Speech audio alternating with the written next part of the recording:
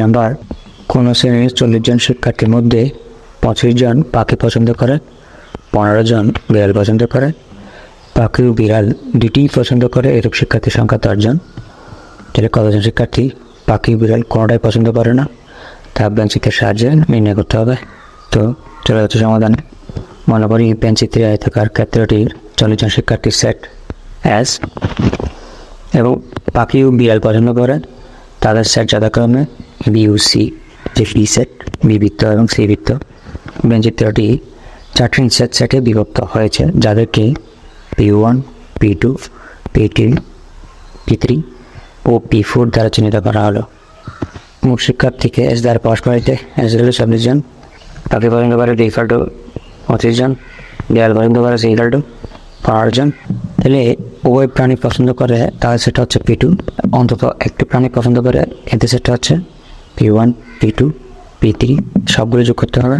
তাহলে উভয় প্রাণী পছন্দ করেন শিক্ষার্থী P2 ইকুয়াল 10 জন, শুধু পাখি পছন্দ করে P1 ইকুয়াল টু বি থেকে P2 বাদ দিতে হবে।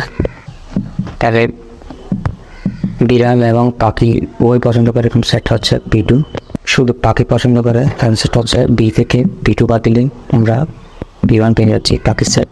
আবার শুধু বিড়াল পছন্দ করে সি থেকে P2 বাদ দিলেই কিন্তু আমরা পেয়ে যাচ্ছি P3টা হচ্ছে বিড়াল পছন্দ করে। অন্তত একটি প্রাণী পছন্দ করে সেগুলো হচ্ছে P1, P2, P3, অন্তত একটা প্রাণী পছন্দ করে না। এস থেকে যদি আমি যেগুলো পছন্দ করে সেগুলো বাদ দিয়ে দিই তাহলে P4 সেটা একটা প্রাণী পছন্দ করে না এরকম শিক্ষার্থীর সংখ্যা। তাহলে মোট শিক্ষার্থী এস দ্বারা পাখি পছন্দ করে B equal to C equal to হচ্ছে বিড়ালের সেট। উভয় প্রাণী পছন্দ করে শিক্ষার্থীর সংখ্যা P2 ফলে 10 জন, শুধু পাখি পছন্দ করে এরকম শিক্ষার্থী P1 equal to B minus P2 equal to 25 থেকে 10 জন আছে 15 জন, শুধু বিড়াল পছন্দ করে C3 ইকুয়াল টু সি থেকে P2 বাদ দিব তাহলে 10 থেকে 15 থেকে দাঁড়িয়ে থাকে কত 5। অন্তত একটি প্রাণী পছন্দ করে এরূপ শিক্ষার্থীর সংখ্যা P1, P2, P3 অর্থাৎ 15, 10, 5 এগুলো যোগ করলে 30 জন। দুইটি প্রাণী পছন্দ করে না এরকম শিক্ষার্থীর সংখ্যা আচ্ছা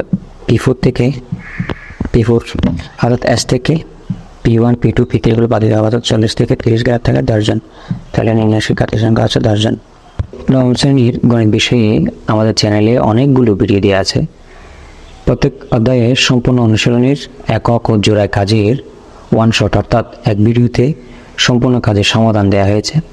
তো এই ভিডিওগুলো এন্ড স্ক্রিনে যুক্ত করা হয়েছে, তা এই ভিডিও শেষে আপনারা কিন্তু পেয়ে যাবেন। তো ভিউয়ার্স, এই ভিডিওগুলো তৈরি করতে আসলে অনেক সময় প্রয়োজন হয়, আর এই ধরনের প্রয়োজনীয় ভিডিওগুলো পেতে অবশ্যই চ্যানেলটি সাবস্ক্রাইব করে রাখবেন। ধন্যবাদ ভিউয়ার্স, ভালো থাকবেন।